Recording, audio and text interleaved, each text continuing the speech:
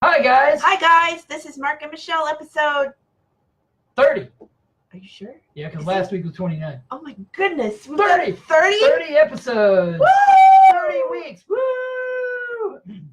Mark wanted to, you saw that he posted earlier this week, yesterday. Well, that's still earlier this week. His essential 4 stages of healing. Yes. Now, these were my stages, but I tend to think hearing all the experiences from mothers and other caregivers who are on the healing journey with their kids out of autism, I think these 4 steps are probably applicable. I was looking at that. Give us a second. Stop that. Let us yell at the cats first. Say hi. He was going to destroy our civilization. Our housing. Our civilizational facade. Yeah, man. Sorry. Wait a minute. I know, you guys really wanted to see about our regular life. You don't do anything either. Attila the Hun. His nickname is going to be Attila from now because he destroys everything. But these were my 4 steps, but listening to all the experiences, I think these 4 steps have been applicable and everybody else has gone through them as well. So we'll start with the first step. For me, I had to heal my gut first. I did that first because, well, I didn't know any better. Well, that's just what came up. Well, exactly. You live your life, and when we encountered the GAPS diet first, and so the GAPS diet was fairly easy for me. It wasn't a big deal. I know for some of you it is, but we'll get to another option here in just a minute. The second step was detoxifying. Now, we came upon the medical medium diet back in January of this year, 2018, because that's this year. And we went through that for the what was it, 35-day or 30-day cleanse? 28-day. 28-day cleanse. But we went longer. But we went 35 days. We went for 5 weeks total. And that really helped us both. So detoxing, fruit, eating raw fruit itself will detox you on its own. Oh, cat butt. There's butt. He needs a fig leaf. Where's your fig leaf, man? You're unclothed. Never mind, he's got fur all over. But where were we? Fig leaves. No, detoxifying. Yeah. And so I'm pretty sure that detoxified my heavy metals. So that was a great thing. And I'll talk about these a little bit more in depth. I'm just going through now. Emotional healing. Now that's in progress. We've talked about that we definitely talked about in the last Facebook Live we did last week and a little bit in the previous Facebook Live. But emotional detoxing, what I mean by that is this. Toxic emotions that you have in you because you were autistic. Thinking you're stupid, thinking you're incompetent, thinking you're unwanted, thinking you're unloved. Now, I know NTs have those, but for those of us who have been autistic and are autistic, those emotions are there. Many times we don't know they're there because being autistic, it is difficult to label and identify your own emotions. So the 4th step is catching up in my social learning. Okay, now I will be 50 next week. We had a party today. You're right.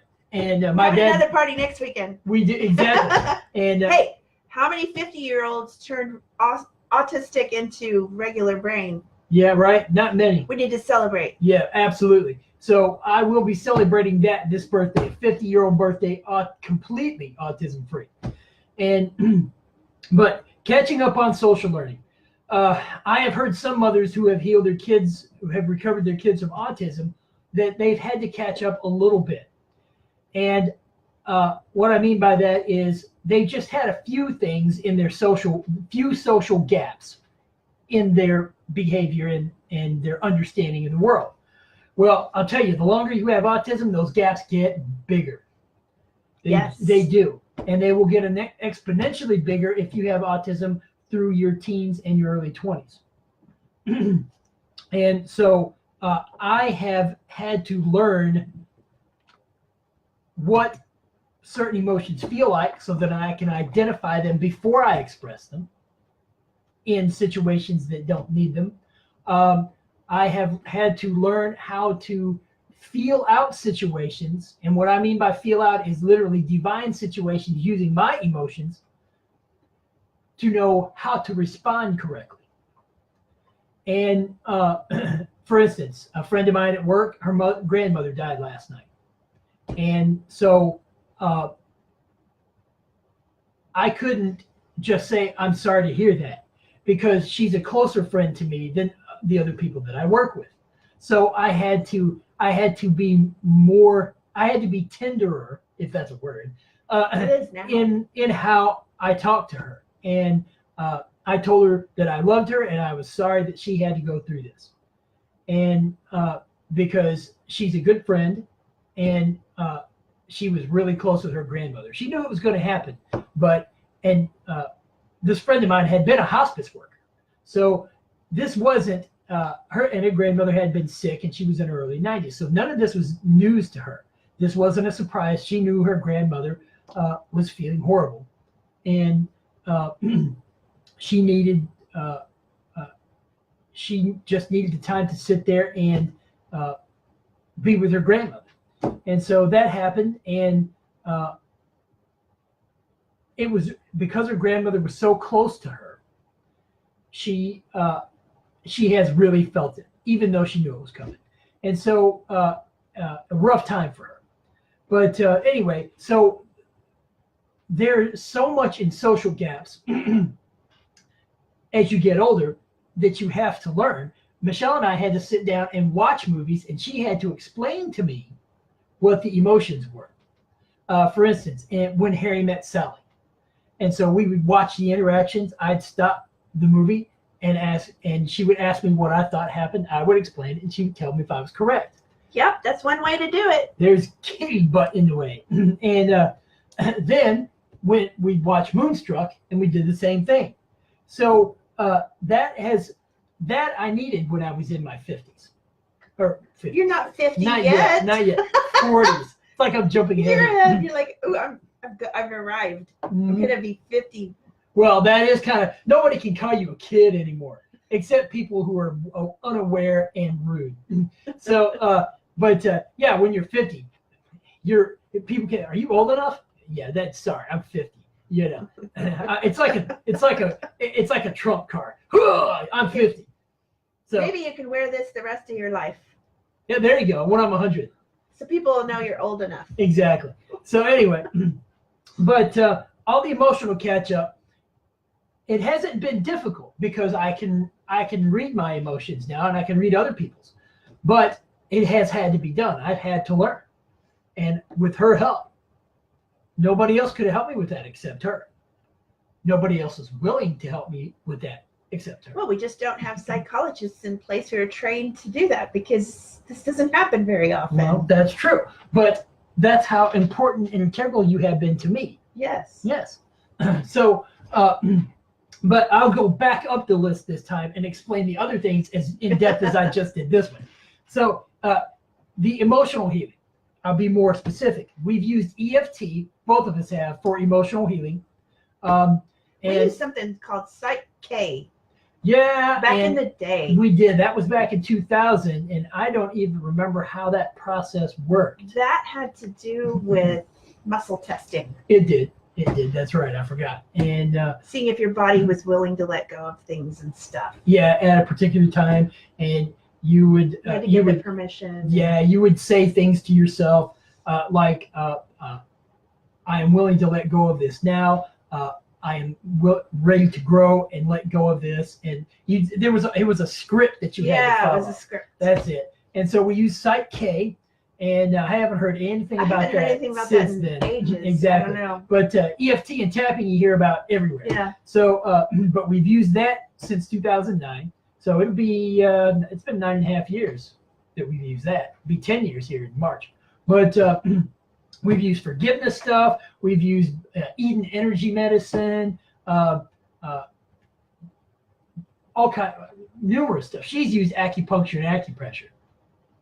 And so we've used all kinds of things for our emotional healing as well. And she's been doing that since 2008, and I've been doing that since 2010. So But now back up to detoxifying. Detoxifying, heavy metals, DDT, all the things, Pesticides. pesticides, all of that stuff, the medical medium diet has taken care of for us. And my dad asked me today, well, now that you're going to be 50, do you feel better now at 50 than you did at 40, or do you feel worse? I said, no, I feel much better now than I ever have felt. Well, what, just emotionally and mentally, he said? I said, no, all of it. All because we've done all of this stuff over the past 9-10 years. Yes. And 8.5 years for me. And our lives are on a roll now. And I don't think it's going to stop. I believe it's not going to stop. It is not going to stop. It's not. It's going to keep going. In fact, our motto is grow or die. And we're not going to die. Yeah, that's what Michelle said earlier.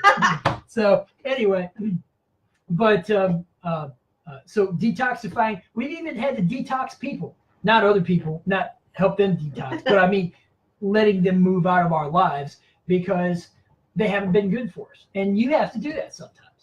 And sometimes it's not fun. It is definitely not fun. And because she's had that happen quite a bit to her in the past few years. Yeah. And so, but gut healing. Okay, gut healing. The GAPS diet. The GAPS diet we've used mainly for gut healing. Now, it did not help me. It did no. We had to go on to the medical medium diet for her. And now, so that you know,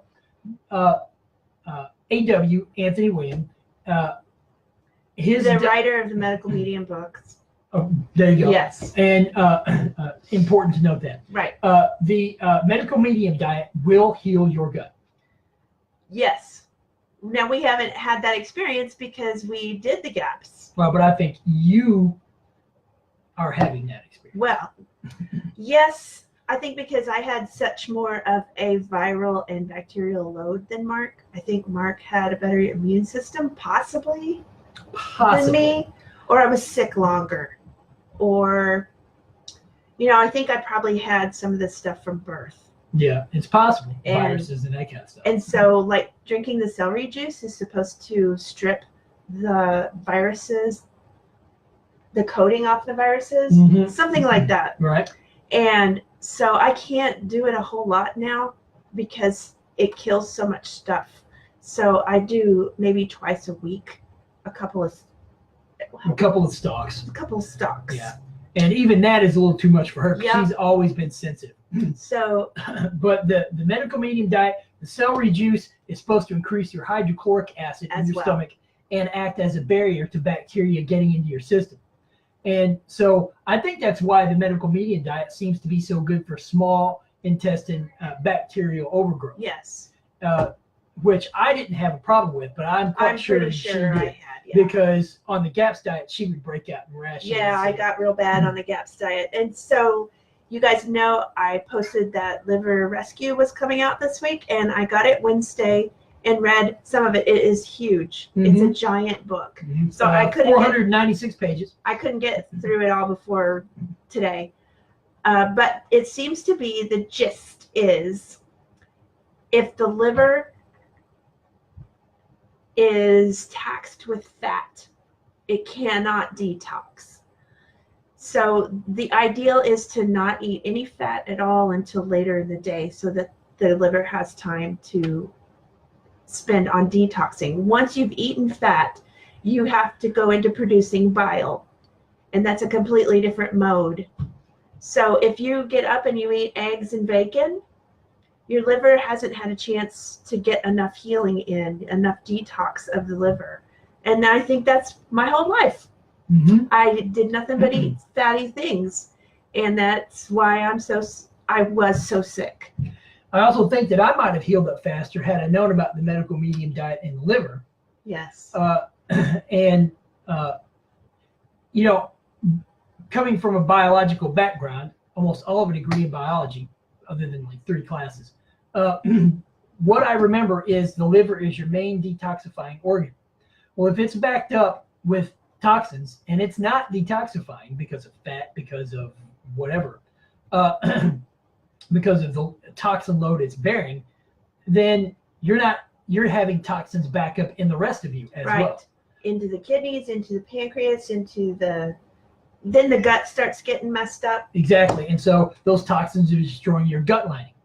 And so if you're having all these toxins back up, you're not getting rid of them. Well, if you're destroying your gut, if these toxins and pesticides and everything else are eating holes in your gut lining, then your brain health and your health everywhere else suffers as well. And so healing the liver first would probably be a huge jumpstart on healing everywhere else. Everything. Everything. It sounds like it's the root. Mm-hmm. And so it could even be, well, I don't know if he says that in this book, but it could even be the reason you could have heavy metals and toxins and stuff backed up in your liver from birth. Yes. And since that's the case, then you just are going to have a damaged gut. So those of us who are prone to autism probably get autism instead of some other disease after their that others would get with a damaged gut. And so healing the liver probably is one of your best starts.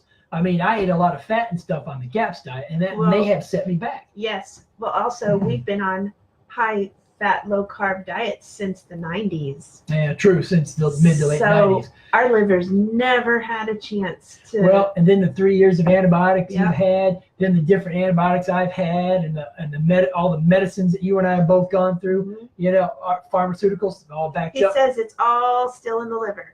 Yeah. Even stuff you took 10 years ago, it's still in your liver. So because you can't detox.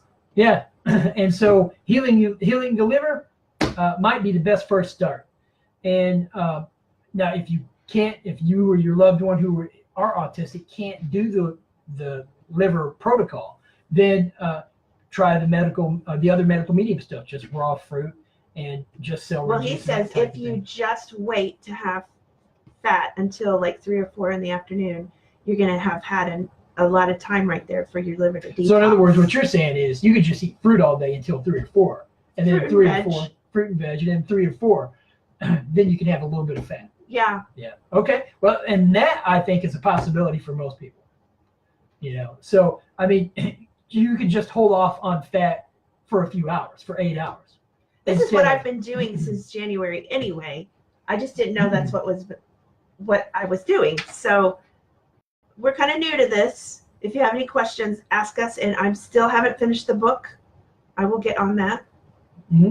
But anyway, that's where we're at now. And we wanted to pass on the liver information and the stages of healing, because I think that any physical healing is going to take these 4 stages: gut healing, detoxifying, emotional healing, detoxifying, and catching up. You probably won't have to catch up on social learning if you don't have autism. Right. But I definitely had. But I had to do all the others. Mm-hmm. Right. And so those first 3 steps I think are just the process. Well, of we would probably add anyway. liver healing. Well, liver healing now. Yeah. Well, you could probably just do gut healing, liver healing as the first step. You know. Yeah. But anyway, what else do we? I don't know. That's a lot of pressure. I know. Well, we've given them a lot of information. You know. So we'll dispense with the pressure, and we'll dispense with this episode of This is Mark and Michelle, and we'll see you guys next week. Okay. Okay. See ya. Bye.